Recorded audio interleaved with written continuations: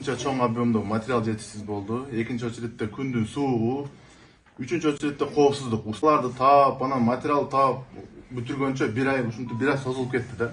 Ар эмени чыгара бербейчи. Паниканы, башканы, жанагы провокацияларды уюштура бербей, бир аз сабыр кылып турсак, бардык жумуштар бүтөт да. Бул жерде оңой болгон жок да, ушунча эмгек да бул жердечи. Бардыгы бизге окшоп эмгектенип атат. Ошолордо айтылган провокациялардагы бардыгы келип бизге тиет экен да. Куруп аткан биз да, ушулар подрядчиктер кылбай жатат деген сөздөрдүн бардыгы бизге тиет. Канча вакытта салдыңыз ушул? Мен ушул үйдү 3 айда бүтүрдүм эми. Договор башталган күндөн баштап ар бир үйдө бизде стройка токтогон жок да. Киреше көргөн жок деген эмгек акыларын берип, жеке өзүңүзгө киреше түшкөн жокпу? Түшкөн жок дегенде кандай? Бул жерде биздин биринчи максатыбыз бул жерде пайда көрөлү деген эмес, элдин жабыркаганын көрүп турабыз, өзүбүз баткенден болобуз.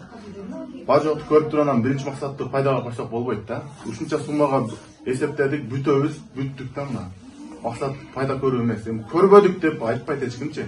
Аз да болсо өзүбүздүн тирлигибиз өттү, бизде да бала чака бар, башка бар дегендечи.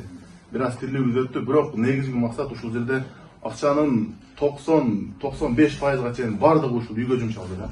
Өтө арзан баада бүтүрдүк десек болот.